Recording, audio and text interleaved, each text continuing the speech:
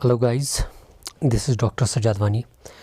The topic of today's video is income tax deduction from salaries, and we will talk about the income tax deductions for the financial year 2021 to 2022, that is the financial year starting from 1st of April 2021 and ending 31st March 2022.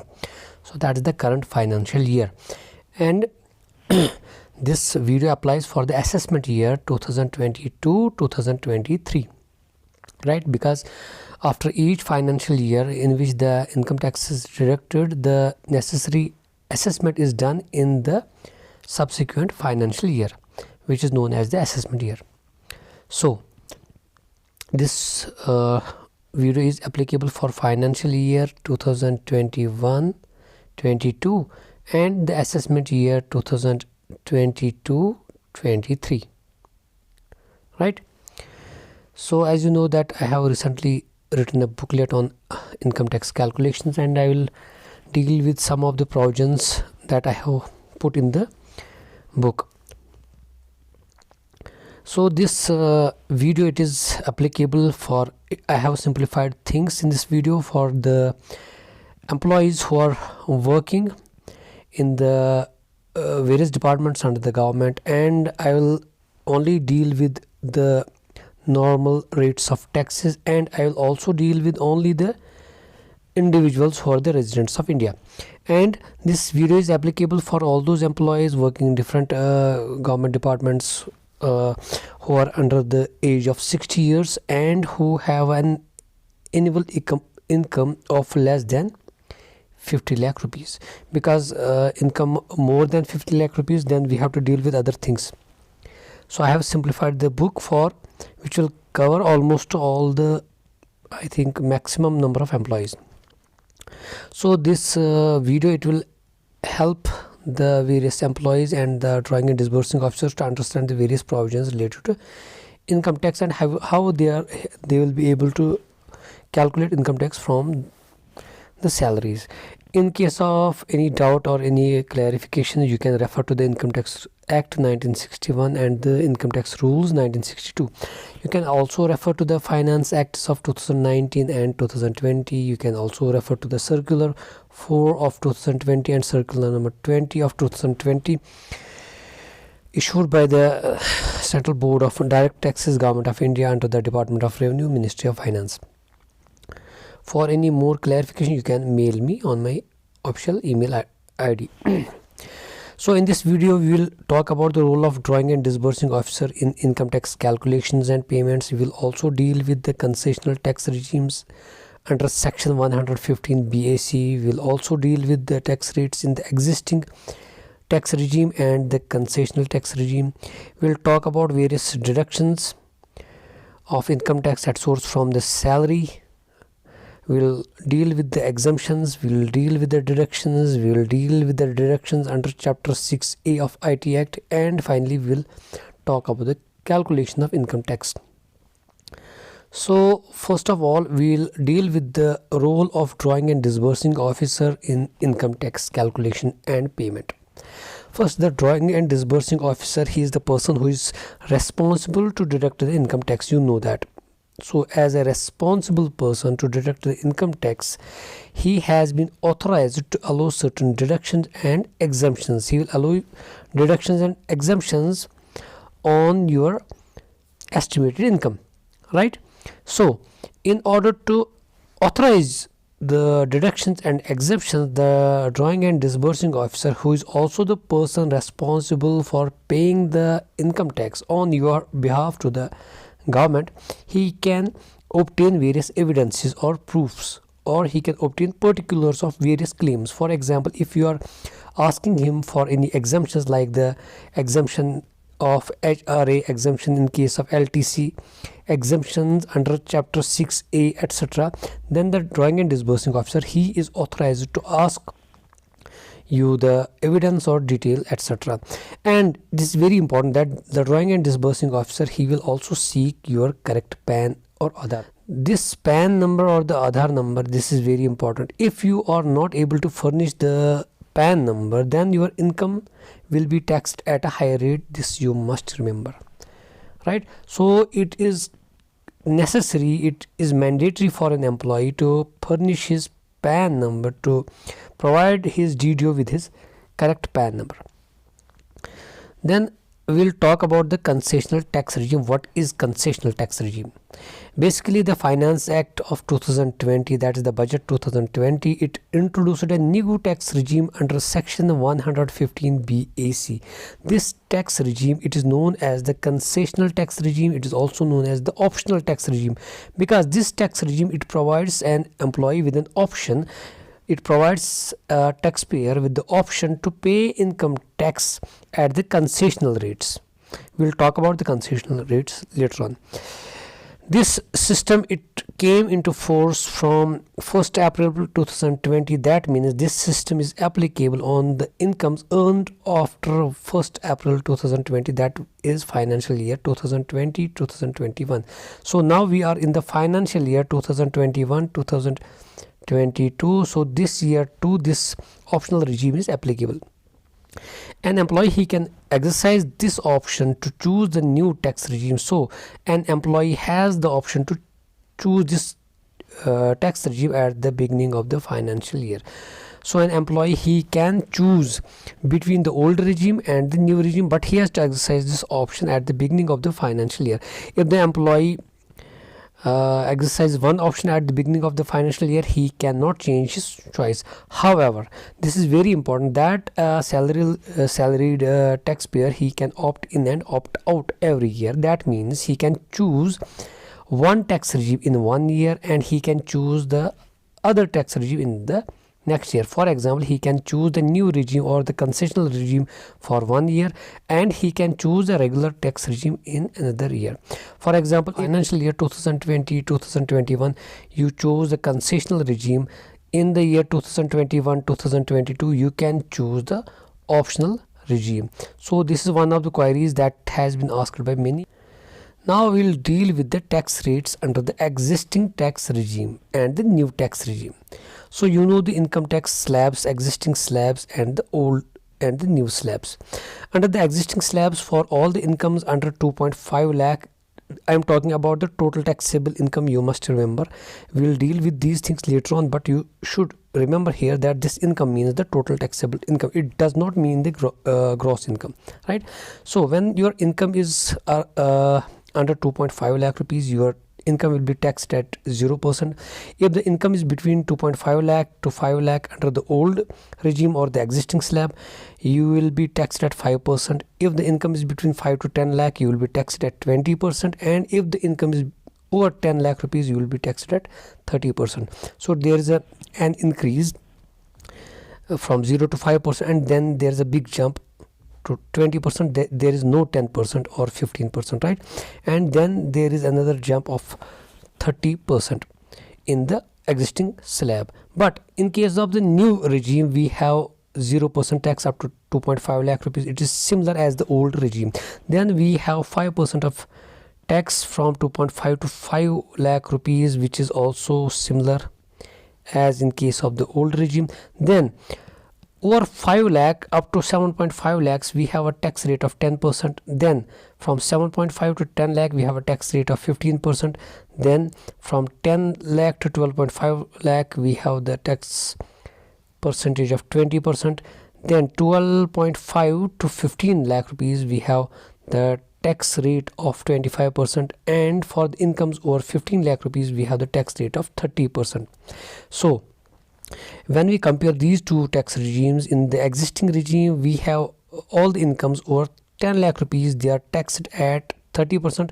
However, in the new regime, all the incomes over 15 lakh rupees, they are taxed at 30%, right?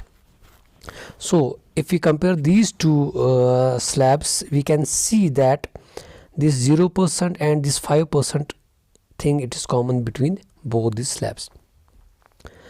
Now for the simplifying the calculations in the previous or existing slabs, we can make calculations, we can simplify calculations like up to 2.5 lakh rupees, you have a 0% rate of income tax, so your tax will be nil. from 2.5 to 5 lakh rupees, your tax is at the rate of 5%. Say if your income is 3 lakh rupees, this 3 lakh means it is 3 minus 2.5, it is 50,000 rupees or 2.5 lakh rupees. That means the amount that is left over 2.5 lakh rupees, that will be taxed at 5%. So this 50% amount, it will be taxed at 5%, right? So for all the amounts that which are beyond 2.5 lakh rupees, they will be taxed at 5%. And between 5 and 10 lakh rupees, you have a tax ceiling, as I already told you, that is 20%. That means all the amounts over 5 lakh rupees. For example, if your income is 6 lakh rupees, so the amount up to 2.5 lakh rupees, that will be taxed at 0%. Then the amount between 2.5 to 5 lakh rupees, that will be taxed at 5%. And then the amount over 5 lakh rupees, that is 1 lakh rupees, it will be taxed at the rate of 20%. So to simplify this thing, as I already told you, that up to 2.5 lakh rupees, it is taxed at 0%. That means your income tax will be 0.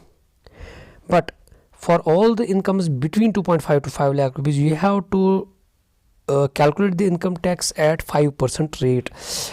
Let us suppose you have an income of 5 lakh rupees. So the amount beyond 2.5 lakh, that is 2.5 lakh. The difference between the 5 lakh and 2.5 lakh, it is taxed at 5%. 5% of 2.5 lakh is 12,500, right? So you must remember that if you have an income of 5 lakh rupees, in short, you will remember that the tax calculated will be 12.5 thousand, that means 12,500, right? So then when we go beyond 5 lakh rupees, if your income is, let's suppose, 6 lakh rupees, up to 5 lakh rupees, your income will be 12,500, and for 1 lakh rupees, it will be taxed at 20%. So this is a shortcut. And beyond 10 lakh rupees, your income will be taxed like this. For all incomes up to 2.5 lakh, it is nil. Then 2.5 to 5 lakh rupees, it will be at 5%. That for 5% of this 2.5 lakh is 12,500. Then between 5 lakh and 10 lakh, the income will be taxed at 20%. So 5 lakh and 10 lakh, the difference is 5 lakh rupees. 5 lakh rupees, when taxed at 20% rate, it becomes 1 lakh rupees. So this 1 lakh rupees and this 12.5 thousand rupees, that 12,500 rupees, this amount aggregated, it becomes 1,12,500 rupees. So if you have an income of 10 lakh rupees, you can safely say that its income tax will be 1,12,500 rupees. And for all the incomes beyond 10 lakh rupees, they will be taxed at 30% rate. I hope you understand. So let us take an example of let us suppose you have an income of 11 lakh rupees. Up to 2.5 lakh rupees, you have to pay 0. Then from 2.5 to 5 lakh rupees, your rate of tax is 5%. So for 2.5 lakh rupees, 5% means 12,500, right? This is for 2.5 to 5. Then for 5 to 10, you have a tax rate of 20%. So here it is 1 lakh rupees. So beyond 10, here it is 11 lakh rupees. Beyond 10, it means it is 1 lakh rupees. It will be taxed at 30%. So 30% of 1 lakh rupees is 30,000. So the total tax will be here 1 lakh, it is 12,500, and this is 30,000. So it will be 1,42,500. I hope you got it. Now we have the concessional or the new or optional rates. Up to 2.5 lakh, you have the nil rate. From 2.5 to 5 lakh rupees, you have tax rate of 5%. From 5 lakh to 7.5 lakh, you have the tax rate of 10%. So we have already calculated the tax from 2.5 to 5 lakh. It is 5%. 5% of this 2.5 lakh, 5% of 2.5 lakh is 12,500, right? Moving ahead, from 7.5 to 10 lakh rupees, we have an income tax rate of 15%. We have already you can calculate here. From 5 lakh to 7.5 lakh, it is 2.5 lakh. It is to be taxed at the rate of 10%. 10% of 2.5 lakh is 25,000. Right? So this 25,000 plus 12,500 is 37,500.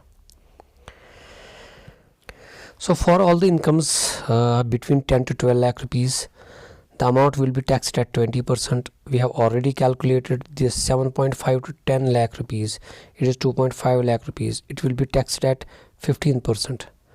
So when you do 15% of 2.5 lakh rupees, it is 37,500. 37,500 plus this 37,500, it becomes 75,000. So same is the case with this income from 12,500. It will be taxed at the rate of 25,000, and the cumulative amount up to this is 1,25,000. And beyond 15 lakh rupees, it will be taxed at 30%, and till this amount, the cumulative amount is 1,87,500. So this is for the ease of income tax calculation. It will be very useful. You can remember the two tables.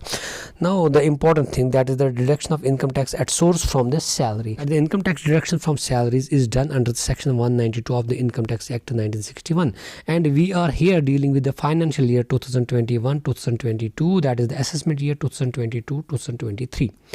So what is salary? Actually, the salary means any salary that is due to you, whether it has been paid to you or not. Let us suppose the salary of December, January and Feb is due to you, but due to some reasons, due to paucity of funds, it has not been paid to you. Still, income tax will be calculated on this salary even if it is due, right? Then any salary that is paid to you or allowed to you before it became due. Let's suppose there is a provision of advance salary to employees. If an advance salary has been given to you, it was not due to you, but since it has been paid to you, whatever is paid, it becomes your salary and it is taxable. And the third is arrears. Any arrears of the salary which have been paid now in this financial year, which were not earlier paid, and for which you have not paid any tax. If you have paid any tax for these arrears in the previous years, then they are not the part of current salary. However, if you have been given arrears and you have not paid any tax on these areas in previous years, it becomes the part of the salary. So all these things, that is the salary due, the salary paid and any arrears paid, they become the part of salary. Then we'll deal with the exemptions of under the head salary. What are exemptions? Exemptions means all the incomes which are not to be included under the head salary. You must remember, this is very important. So an exemption is something which is not included in the salary. However, a deduction is something which is deducted from the salary, right? So here we are only talking about the existing regime for the time being. We are talking about the old regime or the existing regime. I am not yet talking about the new regime. So the first thing is the leave travel concession. It is an exemption. You must remember this, very important. Then the DCRG, the death cum retirement gratuity up to 20 lakh rupees, it is an exemption. The payment of commutation of pension, it is an exemption. These are not that much useful to the employees who are in service. This cash equivalent of leave salary given to the employees at the time of their retirement, it is an exemption. This one is very important to the NPS subscribers, because there is a provision of partial withdrawal of NPS from the NPS account of an employee who is an NPS subscriber, and he is able to draw 25% of the amount of contribution made by him. So an employee, he can draw 25% of the amount of contribution made by him, and this 25% of his own contribution that he receives as partial withdrawal, it is an exemption. That means it is not to be included in the salary income. Then we have the provident fund. You have the CP fund, you have the GP fund. If you are making an advance from the general provident fund, if you are making a withdrawal from the general provident fund, the amount of withdrawal, for example, if you are withdrawing 10 lakh rupees from your GP fund, it is not to be included in the salary. That means it is an exemption, right?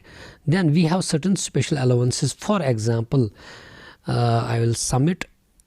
we have the TADA. When you go on tour or when you are moving for your duty, like you are on a tour, on transfer, right, or you are absent from your station and you are going to some other station for attending meetings or other things, you are being paid by the government from the head which is known as TE, travel expenses, or I can say traveling allowances. These traveling allowances, including the daily allowances included in the traveling allowances, they are exemptions. They are not to be included in the head salary. So the whole amount of the traveling expenses which the government pays you while you conduct your duties, while you are absent from your duties, from your normal place of posting, while you are on travel, while you are on tour or transfer, this TE, it is not to be included in the salary, so it is an exemption.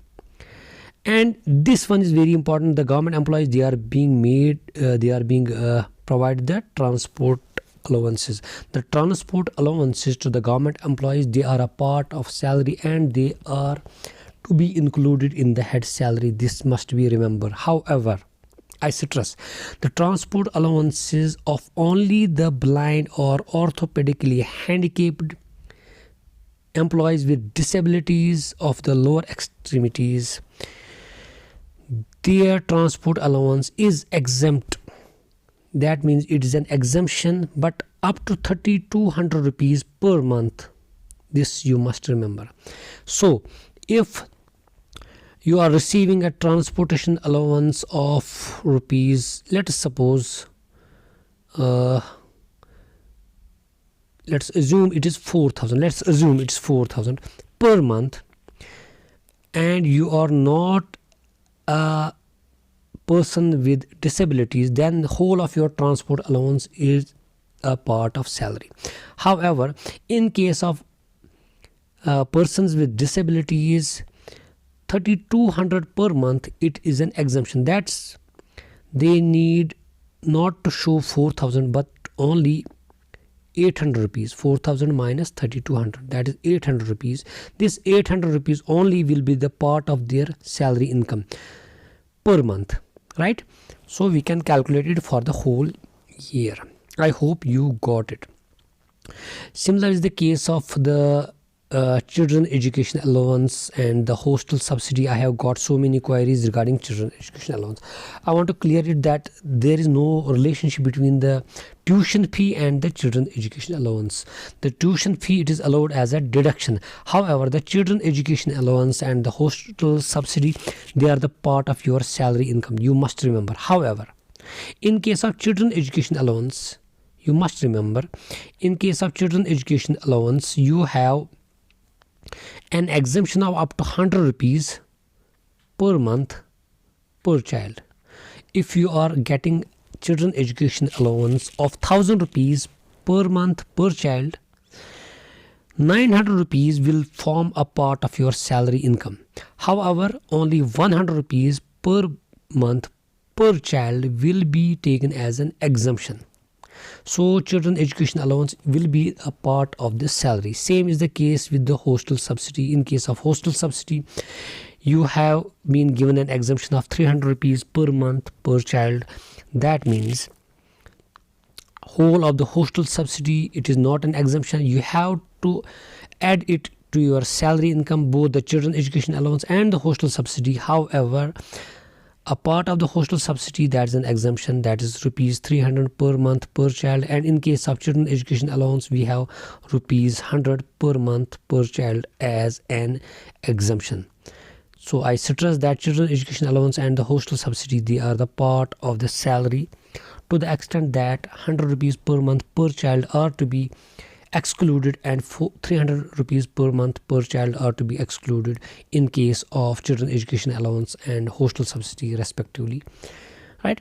Then we'll go for the medical reimbursement. If you have been given a medical reimbursement by the government, this medical reimbursement amount has been given to you in order to meet the costs of the medicine and the treatment. So they are not the part of salary, and that amount, it is an exemption.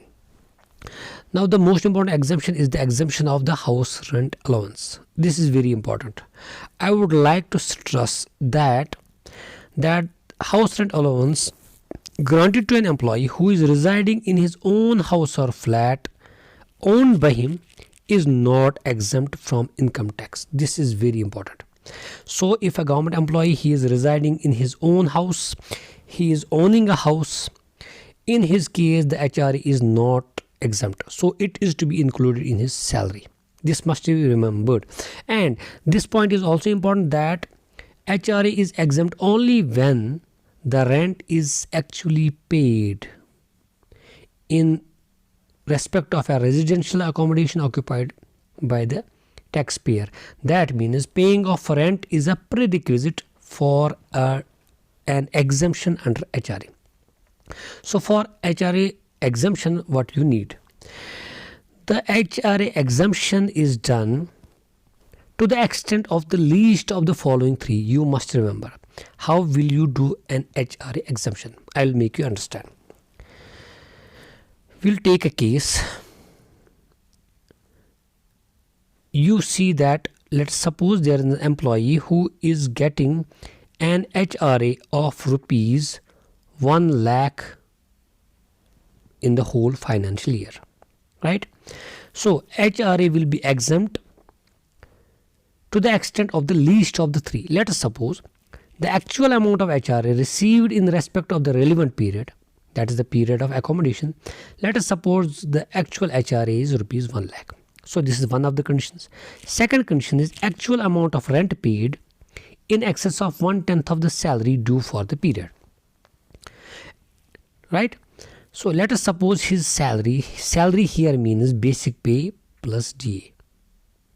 Let us suppose the salary of an employee is rupees 12 lakh per year, right?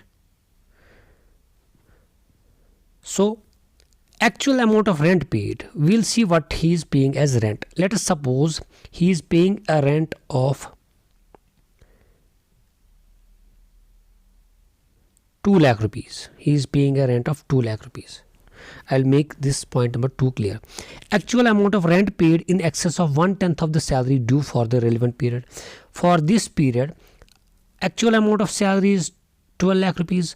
1/10 of salary means 1.2 lakh rupees. That means 1,20,000 rupees. His rent paid is 2 lakh rupees. So what is the rent paid over 1/10 of his salary? So the rent paid over 1/10 of the salary is, actual rent paid is 2 lakh rupees. 1/10 of the salary is 1,20,000. So the rent paid over 1/10 of the salary is 80,000 rupees. I hope you got it. And the third point is 50% of the salary due for the relevant period.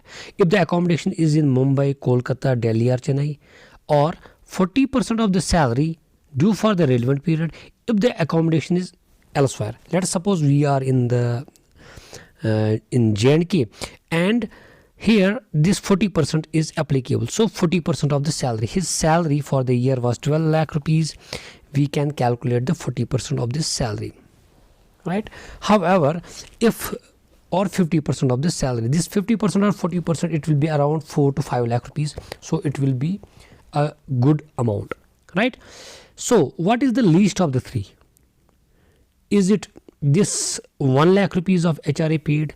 Is it this 80,000 of the rent paid over 1/10 of the salary, or is it this 4 lakh rupees or 5 lakh rupees as 40% or 50% of the salary? So the least of the three is 80,000. So this 80,000, it will be the amount that is to be deducted, or the amount which will act as an exemption to the HRA. I hope you got it. So in case of HRA, the exemption is done as you will exempt the amount which is the least of the three. The least of the three conditions, one is the actual amount of HRA received by the government employee. Second is the actual amount of rent paid by him over 1/10 of the salary. Salary here means basic pay plus DA. And the third one is 40% of the salary. I hope you got it. Then what are the responsibilities of DDO in respect of HRA exemption? You must remember that it is obligatory for the drawing and disbursing officer to obtain the details or evidences of rent paid. He is authorized to obtain the details or evidence of the rent paid, like he can seek the details of the landlord to whom the rent has been paid, his name, his address, his PAN number or his Aadhaar number, right? This is very important. However, if the aggregate rent is over 1 lakh rupees, up to 1 lakh rupees, you don't need to furnish the form 12BB, but over 1 lakh rupees, the employee is required to furnish these details in form 12BB. This is important. So in case you are paying rent, you can simply provide these details to the drawing and disbursing officer. However, if you are paying a rent of more than 1 lakh rupees, then you have to furnish these details in form 12BB. I hope the exemptions are clear. So I was talking about the exemptions under the old regime or the existing regime. Now I will talk about the exemptions allowed under the concessional regime or the new tax regime. Here only the exemptions, only two types of exemptions are provided. In old tax regime, I talked about a number of exemptions. Here only two exemptions are allowed. One is the transport allowance to the employees with disabilities. Like I told you that 3,200 rupees per month are allowed as an exemption. Second is the TAD or conveyance allowances. The allowances provided for your travel, etc. in your official duties in transport, etc. So these two are still allowed as exemptions in the concessional tax regime. So in short, I can say that in concessional tax regime, we don't allow any exemptions except one or two exemptions. One is the transportation allowance to employees with disability only, and second is the TAD and conveyance. Now we'll move forward and we'll talk about the deductions. What are the deductions? They are the incomes which are to be deducted from the head salary. As I already told you, the deductions, they are to be deducted, while as the exemptions, they are not to be included. The first and foremost deduction is the standard deduction, very important, right? The standard deduction, it is up to rupees, it is not up to, actually it is flat 50,000 rupees or the amount of salary whichever is less. Here we assume that the amount of salary will always be more than the standard deduction. As the circular says, it is 50,000 or the amount of salary whichever is less. I'll stick with it. But since the salary is usually more than this amount, so the standard deduction will be straight away 50,000 rupees. So if your gross salary, your basic pay plus DA plus HRA plus different allowances is 7 lakh rupees, you will be allowed a deduction of 50,000.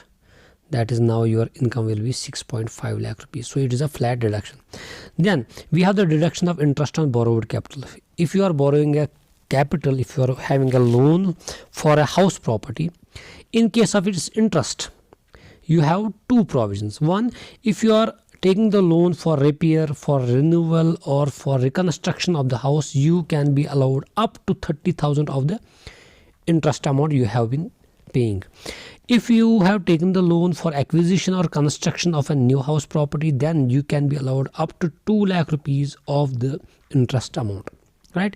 However, if you are taking a loan both for the repair and for the acquisition or construction, then you will not be allowed a deduction of 2.3 lakh rupees. You will only be allowed a deduction of 2 lakh rupees. So if you are taking a loan for both these things, or you are taking two loans, one for acquisition and construction, other for repair and renewal, then the aggregate should never exceed 2 lakh rupees. This is very important. And this deduction is only allowed in case of the house property which is owned and is in occupation of the employee. This is very important. This is very important, that this deduction is allowed only in case of the property which the employee owns and which he is in occupation of, right? So it is necessary for the DDO to have the completion certificate of the house property against which the deduction is claimed, right? So he should get a completion certificate. This is very important, right? He should get a completion certificate from the builder, right? Or he can seek a self-declaration from the employee. Now we have some other deductions which are covered under this Chapter 6A of Income Tax Act. These deductions are, the first deduction is the Section 80C deduction. This section, it includes the deductions in respect of life insurance premia, the deferred annuity, the contributions to Provident Fund, like the subscription to GP fund, subscription to CP fund, right, subscription to certain equity shares or debentures, etc., etc. However, the individual limit of this section is 1.5 lakh rupees, right. So the payment of insurance, it includes the payment of insurance, the various subscriptions, the various contributions, insurances, the contract for a deferred annuity, the Sukanya Samriddhi account, saving certificates, annuity plans of LIC, like the New Jeevan Dara, New Jeevan Akshay, ULIPs, the mutual funds, the pension funds, equity shares, debentures, term deposits, senior citizen saving certificates, post office time deposits, pension schemes, provident funds. This is very important, like the GP fund, the CP fund. That means the deduction is allowed only in respect of subscription and not the refund. This is very important. Since if you are drawing a G fund advance, you are making subscription and the refund side by side. This deduction is allowed only in respect of the subscription. So if you are subscribing towards G fund, you have a 2000 rupees subscription and you are refunding at the rate of 5000 for some old withdrawal or advance. This 5000, it will not be included. Only this 2000 rupees it will be included, because this deduction is allowed only in case of subscription of the GP fund, etc., and not the refund. This is very important. So second point is any sum that is paid, that is the principal amount of any loan, etc., any borrowings for the construction of a residential house property, or right, for the repayment of loans, that is the principal amount only.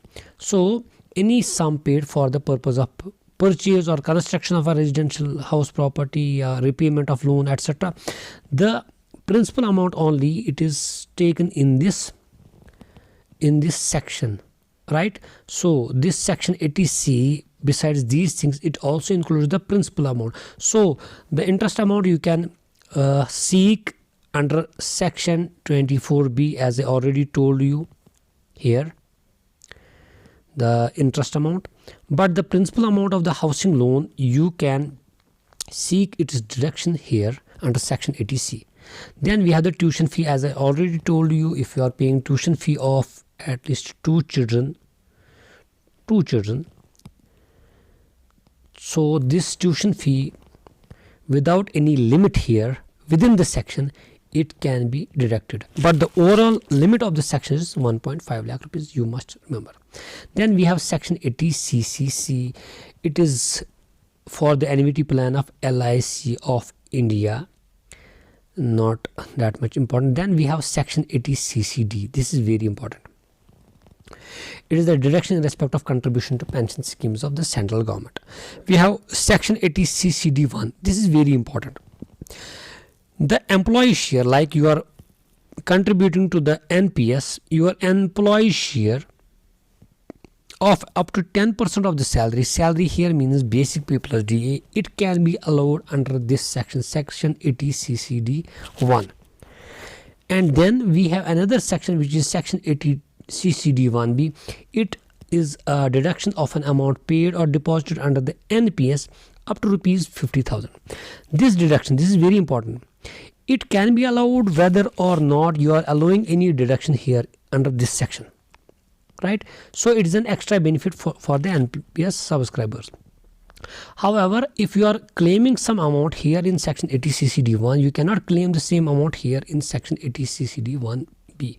This is very important.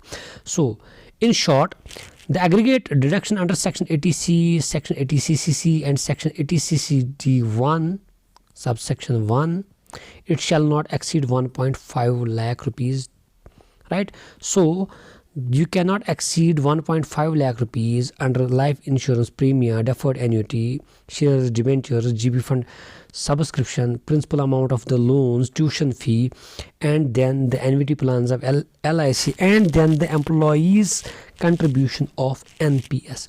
The whole amount is within 1.5 lakh rupees. However, this section 80CCD1B, it is a separate section, and there can be an additional or extra 50,000 deduction. So the deduction allowed under section 80CCD1B, it is an additional deduction, as I already told you. Now this section 80CCD2, it allows a deduction of the government share up to 14%. Right, but this deduction is allowed only when you are taking the government share of NPS contribution into consideration while computing the total salary. If you are taking the government share into account when you are computing the total salary income, then only you can seek this deduction under section 80CCD2. If you are not taking the government share into consideration while computing the total salary income, then you need not to include this as deduction under section 80CCD2. Right, so there is no limit. This is beyond the limit of 1.5 lakh rupees. Then we have the section 80CCD. This is very important. This is the deduction in respect of investment made under an equity savings scheme. Right, so if you have the Rajiv Gandhi equity savings scheme, etc., then in that case you can seek this deduction. Then we have another important deduction, that is the deduction in respect of health insurance premium paid and preventive health checkups, etc., under section 80D. This section is very important because it covers the medical insurance, it covers the medical expenditure, etc. Right, but the maximum deduction allowed under each category, it can be 25,000 rupees or 50,000 rupees. Right, here you can see, when you have the medical insurance, the limit is 25,000 rupees. Here. In case you are making the medical insurance when one of the parents is a senior citizen, then the limit is 50,000 rupees. So this not only covers the medical insurance, it can also cover the medical expenditure. But the condition in the medical expenditure is that the parents, one of the parents should be a senior citizen. If that is the case, then you can have a deduction of 50,000 rupees under medical expenditure. However, this is very important. However, the aggregate deduction in respect of self and family and parents allowed is either 50,000, 75,000 or 1 lakh as per the breakup, as I am showing you here. This is the aggregate deduction. The aggregate deduction including this and this, self, family and parents, it can be 50,000, it can be 75,000, or it can be 1 lakh rupees. You can refer to this table to get the understanding about this section, that is section 80D. It also includes the preventive health checkups. Then we have two important sections, that is section 80DD and section 80U. Section 80DD, it allows a deduction in case of a dependent of an employee, DD, disabled dependent. And then there is section 80U, which allows a deduction in case of the employee himself is disabled. Right, deduction in respect of maintenance including the medical treatment of the dependent who is a person with disability, that is section 80DD. This is very important section. When an employee has incurred an expenditure irrespective of the amount he is paying for the maintenance of a dependent with disability, the Act provides that he can be allowed a deduction of rupees 75,000 in case the disability is over 40%. In case of a severe disability of a dependent that is more than 80%, an amount of 1,25,000 is allowed as a deduction. Then we have the deduction under section 80U, that is deduction in respect of the person with disability. When the employee himself or the taxpayer himself is a disabled person, he can be allowed a deduction of up to 75,000 rupees. If the disability is mild, that is more than 40%, and if the disability is severe, he can be allowed a deduction of 1,25,000. However, in both cases, the DDO has been entrusted with the responsibility that he will get a copy of the certificate issued by the competent medical authority as defined in Rule 11A 1 in the prescribed form as per Rule 11A2 of the IT rules. This is very important. So he has to get the certificate from the competent medical authority. And number 2, if the disability is temporary and it needs reassessment, then for each period he should get a new certificate. So getting a certificate from the competent medical authorities which proves that the person is disabled, it is compulsory for the DDO. Then we have the deduction in respect of medical treatment. This is very important, and this is one of the misused deduction. So this deduction is allowed only up to the extent of the amount actually paid, subject to a limit of 40,000. This is very important. When a person he pays an amount for the medical treatment for himself or his dependent family, then he can be allowed a deduction of the amount which he actually pays for the medical treatment, subject to the condition that he has not been given any medical reimbursement by the government. In case of receipt of a medical reimbursement, then this deduction cannot be allowed. If a government employee is paying some amount for the treatment of himself or for the treatment of his dependents, he can be allowed a deduction of the amount actually paid or rupees 40,000, whichever is less. However, he can be allowed this deduction only in specific diseases. This you must remember. For the neurological diseases with 40% or more disability like dementia, dystonia, musculorum deformans, chorea, ataxia, right, motor neuron disorder, hemiplegismus, Parkinson's disease. These are only the specified diseases. No other diseases are covered. Only these diseases which have been specified by the Act. Second is the malignant cancers. Third is the full-blown AIDS. Fourth is the chronic renal failure. Fifth is the hematological diseases like hemophilia and thalassemia. These are the selected diseases for which you have to get the actual amount of expenditure, details of the actual amount of expenditure from the employee, and also this deduction can be allowed only based on a prescription.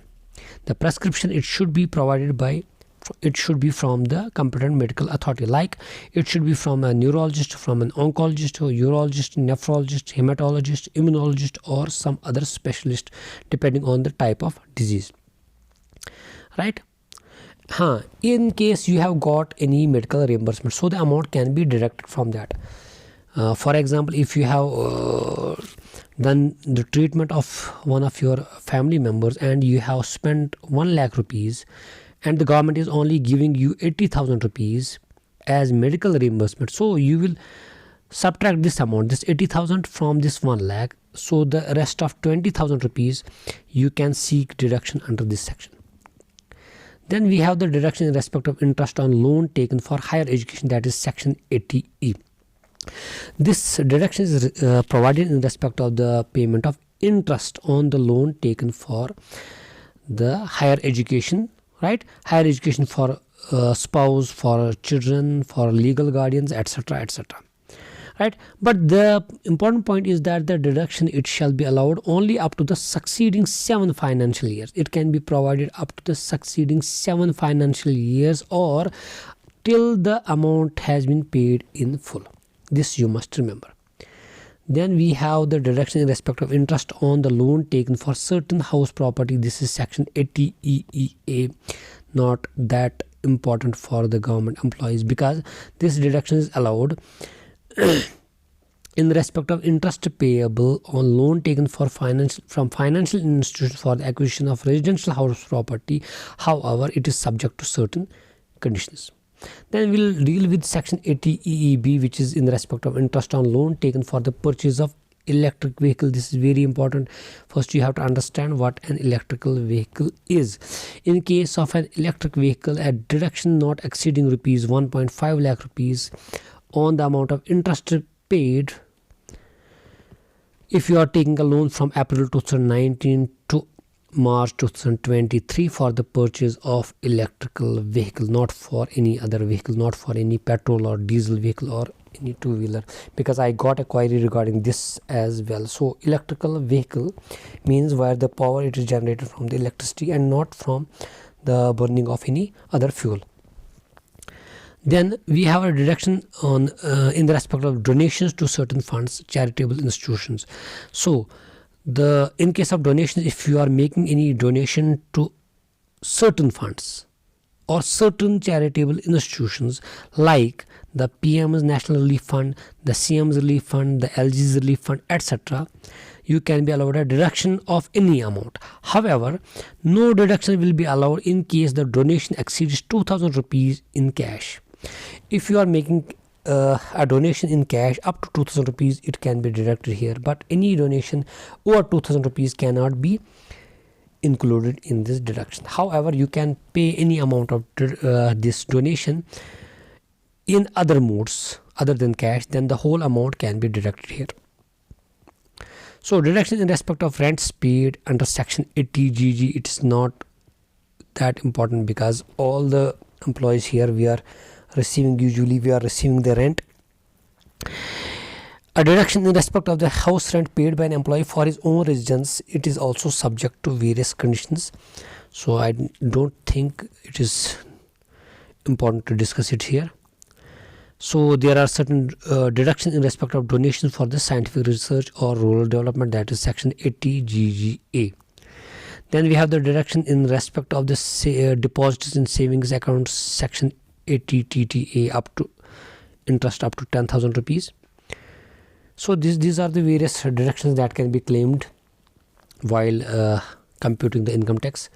Now these were the deductions which were allowed in the existing tax regime. Now we will deal with the concessional tax regime.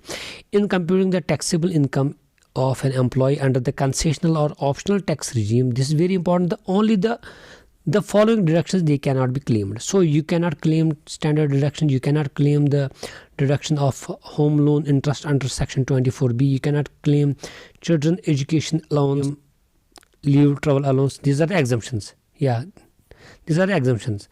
You cannot claim deduction under chapter 6A, all those deductions. However, you can only claim the deduction if you are taking the government share of NPS in your gross salary, then you can also claim the deduction in the deduction column, right? So in effect, there are no deductions under the concessional tax regime. Then after computing, when you compute the taxable income, you see the slabs and you calculate the income tax.